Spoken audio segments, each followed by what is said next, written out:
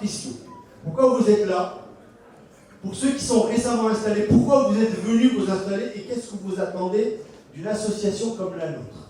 Donc on est réunis ce soir puisque c'est la deuxième garden party avec l'ensemble de la diaspora, tous les membres qui sont déjà rentrés au Maroc et on a même des membres qui viennent de France aujourd'hui pour assister à cette réunion-là parce qu'ils veulent comprendre comment notre institution, la maison de la diaspora peut les aider à s'intégrer et à investir et à les orienter.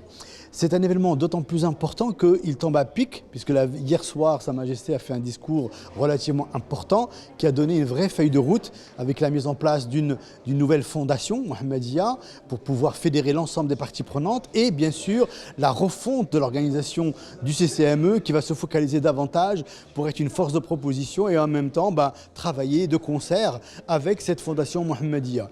L'avantage ce soir, en tout cas l'objectif qu'on s'est fixé avec les amis, c'est vraiment que les gens se rencontrent, apprennent à se parler et que nous on écoute les doléances des uns et des autres pour construire une feuille de route qui soit adaptée aux attentes des membres qui sont rentrés, mais aussi d'être à l'écoute des membres qui veulent rentrer, qui sont encore dans leur pays d'accueil aujourd'hui.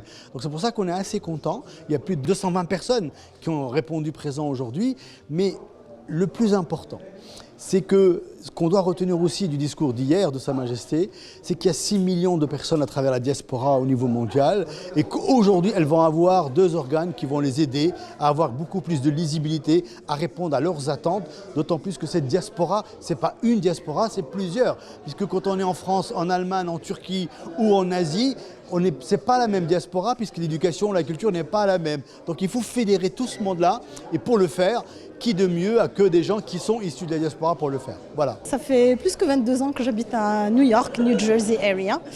Et je suis scientifique, je suis prof universitaire, je suis coach aussi.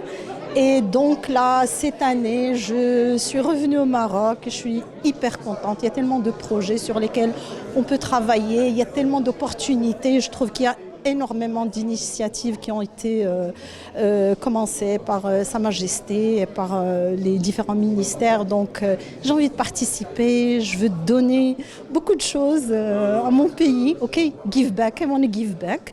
Et je trouve que cette association va être un tremplin, je pense, pour rencontrer beaucoup de personnes et pour initier des collaborations.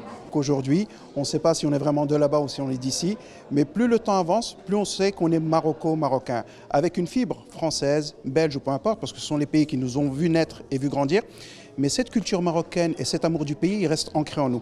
Et le fait de pouvoir avoir aujourd'hui une passerelle et un pont à travers la maison de la diaspora, c'est ce qui nous permet vraiment d'avoir ce vecteur. Parce qu'aujourd'hui, l'avantage qu'on peut avoir, nous, c'est de pouvoir avoir le discours de l'Europe, le discours du Maroc et d'être un lien entre les deux, c'est vraiment la force de la maison de la diaspora.